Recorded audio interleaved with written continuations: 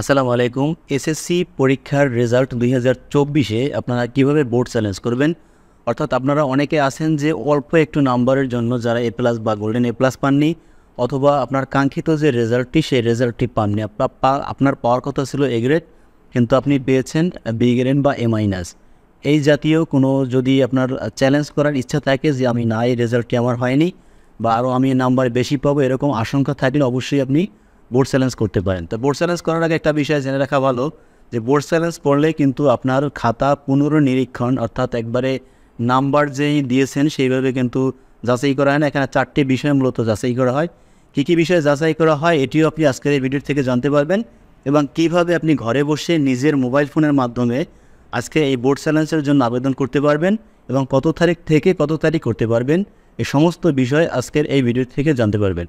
তো দেখেন, আমরা চলে আসছি আমরা কালের কণ্ঠ পত্রিকায়। এখানে একটা বিজ্ঞপ্তি দেওয়া রয়েছে যে এসএসসির খাতা চ্যালেঞ্জ করা যাবে সোমবার থেকে। এখানে একবারে যেহেতু কালের কণ্ঠ একটা জাতীয় পত্রিকা, এখানে কিন্তু আপনার অথেন্টিক বা একবারে সঠিক যে তথ্যটা সেই তথ্যটাই কিন্তু দেওয়া হয়েছে। এখানে দেখেন, আপনার পুনর্নিরীক্ষণের আবেদন বা খাতা চ্যালেঞ্জ করতে পারবেন। এই কার্যক্রম শুরু হবে সোমবার 13 মে থেকে চলবে 19 মে পর্যন্ত। অর্থাৎ 13 মে থেকে 19 মে পর্যন্ত আপনি এই বোর্ড চ্যালেঞ্জের জন্য আবেদন করতে পারবেন। এখানে দেখেন, এখানে আপনি যদি আবেদন করতে হয় তাহলে অবশ্যই আপনার ফোনে একটা টেলিটক সিম থাকতে হবে। টেলিটক প্রিপেড মোবাইল ফোন থেকে পুনর্নিরীক্ষণের জন্য আবেদন করা যাবে। আবেদন করতে মোবাইলের মেসেজ অপশনে যেতে হবে, গিয়ে লিখতে হবে RSC, স্পেস দেবেন। স্পেস তো বুঝে নেই, একটা ফাঁকা আমি দিয়ে দেখাচ্ছি। যেমন RSC, তারপরে স্পেস, মানে এরকম একটা ফাঁকা দেবেন, এটা একটা স্পেস হলো। তারপরে আপনাকে লিখতে কি বলছে দেখেন, তারপরে লিখতে বলছে যে স্পেস দিয়ে বোর্ডের প্রথম 3 অক্ষর। আপনার যদি বরিশাল হয় তাহলে BAR, এই 3টা অক্ষর লিখে দেবেন। প্রথম অক্ষর লিখবেন, এই যে দেখেন, তারপরে রোল নাম্বার লিখবেন। তারপর আপনার যে রোল নাম্বারটি সেই রোল নাম্বারটি লিখবেন। রোল নাম্বারটি ধরেন আমি একটা অনুমান করে লিখে দিচ্ছি।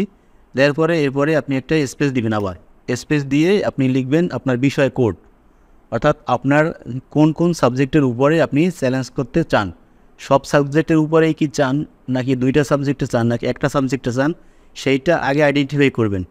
আপনার কোনটায় কোনটায় সমস্যা সেইটা আগে আইডেন্টিফাই করবেন। তবে এখানে একটা সাবজেক্টের জন্য ঘোষণা দেওয়া রয়েছে যে 125 টাকা করে চার্জ আপনার কেটে নেবে। এই যে দেখেন, এখানে প্রতিটি পত্রের জন্য 125 টাকা করে কেটে নেওয়া হবে। তো এখানে ভ্যাট ট্যাক্স সহ হয়তো আপনার 150 টাকার মতো নিতে পারে। আমি একটা ভিডিওতেও দেখেছি, সেখানে 2টা সাবজেক্টের জন্য আপনার 300 টাকার কথা বলা হয়েছে। অর্থাৎ 310 বা 15 টাকা আপনি আপনার যেই 2টা সাবজেক্টের জন্য আপনার যেই মোবাইল আছে টেলিটক প্রিপেড, সেখানে আগেই রিসার্চ করে রাখবেন মেসেজ দেওয়ার আগেই।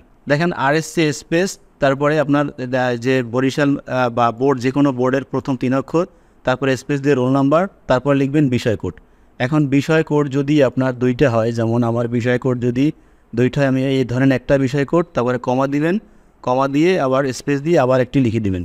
এরকম করে আপনার বিষয় কোড লিখবেন। এই যে দেখেন, এখানে কিন্তু দেওয়া রয়েছে, এই যে দেখেন এখানে নমুনা হিসেবে দেওয়া রয়েছে। এখানে যদি আপনার 2টা বিষয়, যেমন RSC স্পেস ঢাকা বোর্ডের জন্য DHA, তারপর স্পেস রোল নাম্বার, তারপর স্পেস, তারপর এই যে দেখেন 4টা বিষয় কোড এখানে দেওয়া রয়েছে, যে 101, 102, 107, স্পেস 108, প্রত্যেকটা স্পেস আছে এবং কমা আছে। এইভাবে করে আপনি দিবেন।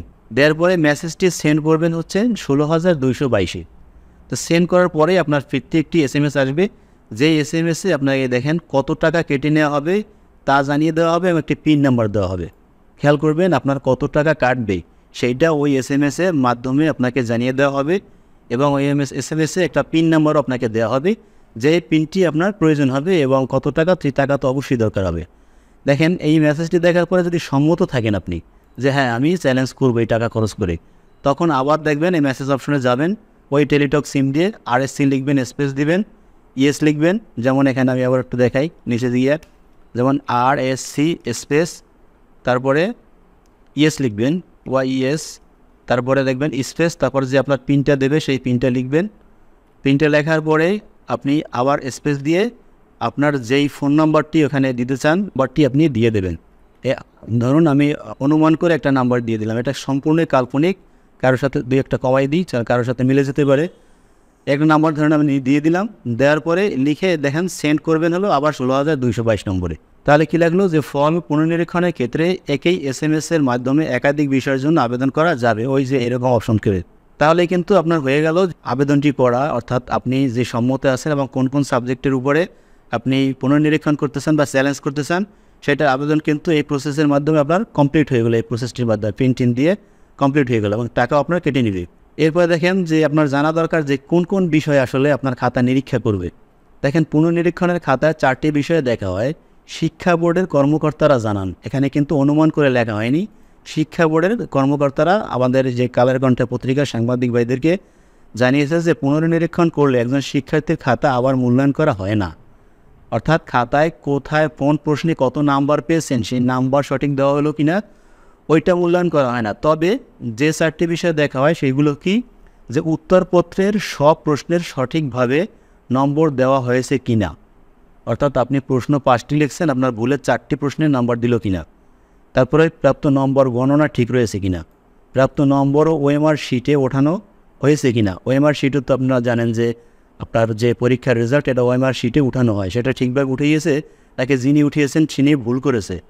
তারপরে দেখেন যে ওএমআর শিটের বৃত্ত বরাট করেছে যে আপনি নাম্বার পেয়েছেন 580 ফর এক্সাম্পল, সেখানে 560 বা 70 লিখছে কিনা, ভুলে হয়ে গেছে কিনা, এগুলো দেখা হয় এবং এসব পরীক্ষা করেই আপনার ফল দেওয়া হয়।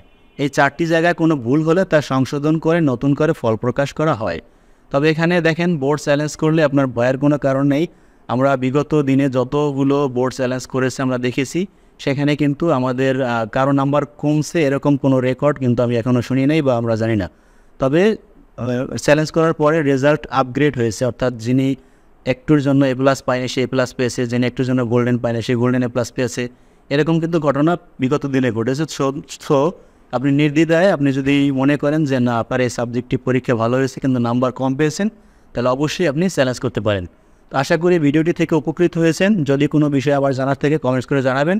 সকলে ভালো থাকবেন। আল্লাহ হাফেজ। আসসালামু আলাইকুম।